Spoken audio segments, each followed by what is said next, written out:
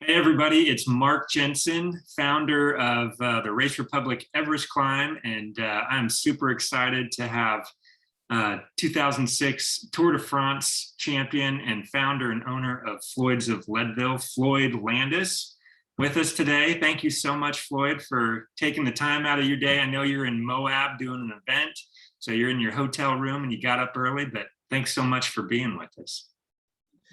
Thanks, Mark. Yeah, thanks for having me be part of this exciting project. Yeah, and I think it's important to just note that Floyd has grown his hair out, and so it looks beautiful. So thanks again for only compliments will be accepted. I'm sure it helps you ride faster too. Oh, absolutely. Yeah. So let's just get into it. So I mentioned Floyd is our title sponsor of the Everest Climb, and you know, I think that Floyd probably knows more about climbing and more about riding than most people on this planet. And so I just had a couple questions that I wanted to ask you, Floyd. I know that you know, you've obviously done a lot of training and climbing in your life, and when you were training for the tour, how many miles would you do approximately in like a week? And like, what does your climbing look like per week? Can you just kind of talk to us a little bit about that? Yeah, so I guess what would be helpful for folks that want to try to understand what it takes to get to that level, or just want to try to simulate something and compare it to what, you know, guys that would be training for the Tour de France would do. As a general rule of thumb, in order to get to a point where you're, you know, capable of finishing the Tour de France and possibly being, you know, a contender or putting yourself in the front, well, obviously a lot of other things go with it, including just luck itself.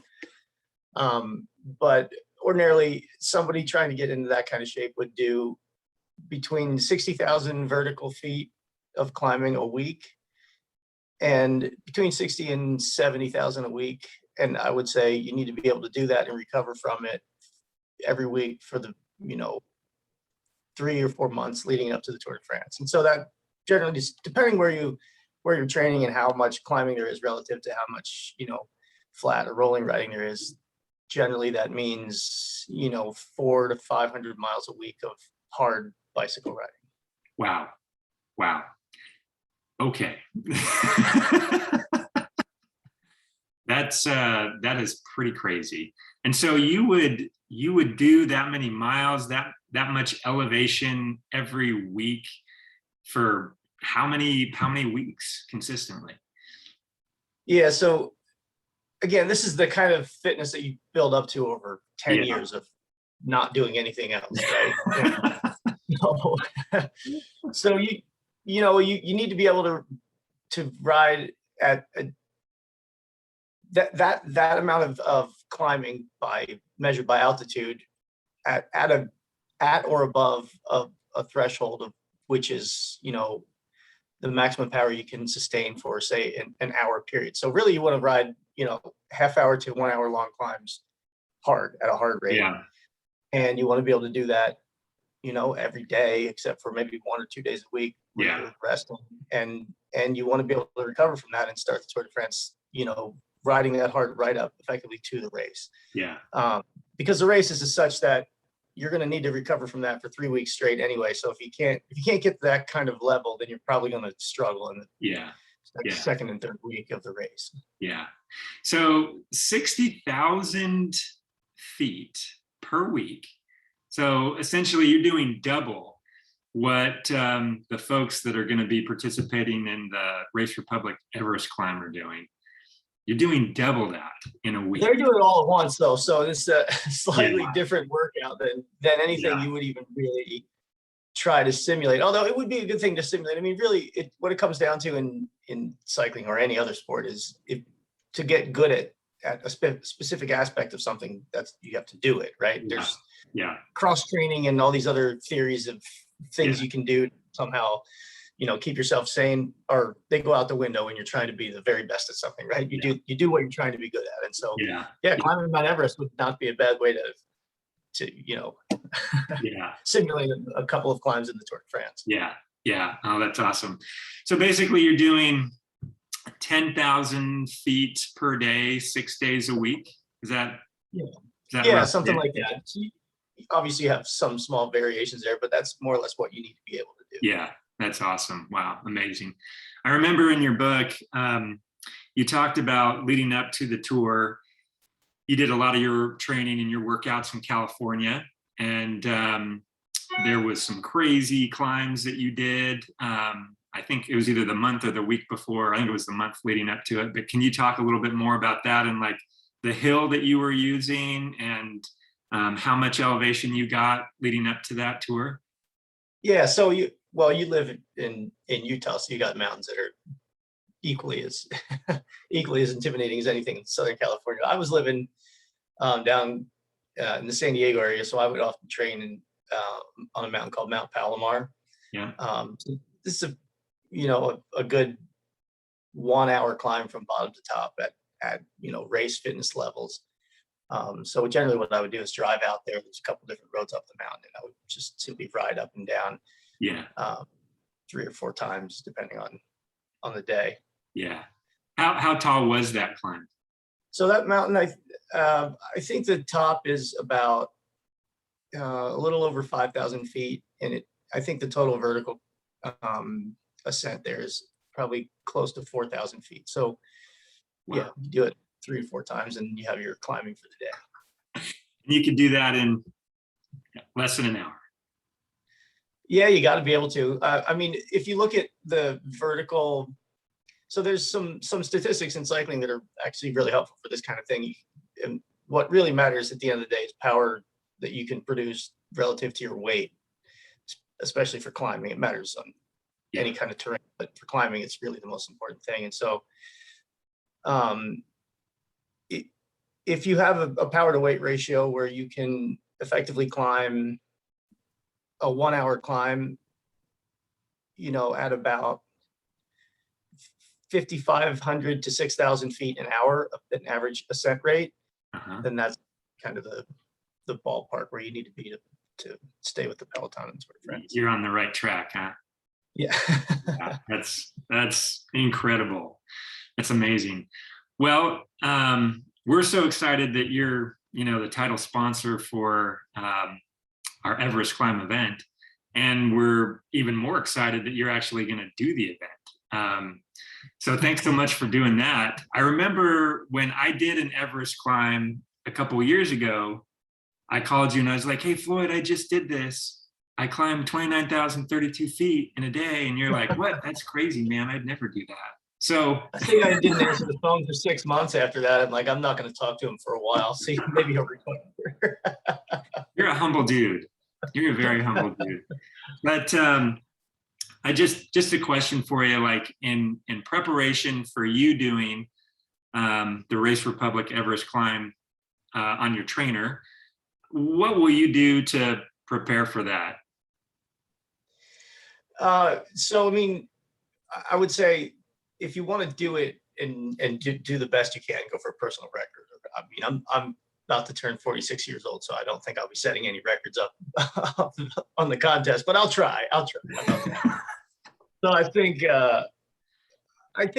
I would at least in the week or two before, at least one time, just simulate the actual, event itself, ride that amount of time on the trainer, at least that I expect it's going to take at a reasonable effort, just to make sure that I've adjusted to that and planned in every way, depending on what you need to eat or drink, and depending on where you got your trainer set up. It's going to be different environment than you're used to if you're riding outside. So it's good to try to just simulate the actual event at least once beforehand. Yeah. No, that's great input. And if for those folks out there that are watching this that they've never ridden their bike this high or this long, it's going to be the first time. I'm sure there's a lot of folks out there that are kind of nervous. Besides that input that you're going to implement before you do the event, what would you say for the first timer or the newbie? What would you recommend to them? Yeah, I would say, besides prayer. Yeah, look, hopefully people of all sort of backgrounds and fitness levels try to do it, because it'll be an interesting thing just to compare with other people that are doing it, and just Yeah. for sake of actually monitoring your own fitness over time. It's a good way to do it. And it's also, we were talking initially when you came up with this idea about my aversion to a trainer itself, is that often there's nothing to think about, right? So it'll be good to have. It's an amazing, from what I've seen in the videos so far of the Everest Challenge, it's got some amazing graphics, and it's going to be a great way to actually get a workout and stay, entertained while you're doing it. Yeah. But I think, the only advice I have for everyone is just look, be sensible. I mean, the good thing is you're not out, in the middle of nowhere. If you try too hard and you run out of energy, you're not gonna have to call for help. You can just sort of fall off your bike. So it's got that advantage. Yeah, absolutely. I know it was when I did my first Everest climb, it was so nice just to be able, like you were saying, you can have your food right there. You can plan that out. You've got your cheering squad, hopefully, in your home, Maybe give them a heads up, say, come down halfway through so they don't get bored. And you want them cheering at the end, not in the Exactly. Yeah. Well, thank you for that. My last question is, I just wanted to get your feedback on, time and world records. We have set this up so that there's no downhill. And I remember when I did my Everest climb, I thought, man, like not half the time, but a good amount of the time is spent going back downhill, right? And obviously you're flying, you're going fast, so it's not as much time as going up, but there's a considerable amount of time that's spent going downhill. And so we've removed that. But obviously that's where a lot of people rest, is going downhill. So that the rest is also going to be removed. But as you know, the men's world record is 6 hours and 40 minutes and 54 seconds. And it was set by Ronan McLaughlin. I just interested to hear, what you think about, do you think that we'll see a ton of world records broken since we're not going to have any downhill? And I know, like I said, you're a humble guy, but you're also an extremely fast guy. Do you think that you could do this in under 7 hours? Oh man, at this point in my life, I'm not overly optimistic, but I'll try. But as far as the records go, I think in an event where you have climbs that are sustained climbs that are that long, the downhills, while they might be a psychological rest and just a benchmark to get to, and then you can kind of recollect your thoughts and go again. I mean, as far as physical fitness goes, if you got the fitness to climb that amount of feet with some small downhills, 10, 20 minutes of rest, then you have the fitness to just do it all at once. I think it's more of a psychological thing. So the guys that are in that kind of shape and trying to break the record almost certainly will beat that record, given that there's no down in it. But I don't know exactly how that affects the course. But as far as fitness goes, it's just, I really think that the downhill sort of rest idea is more of a mental part of the game than it is a physical. Yeah, cool.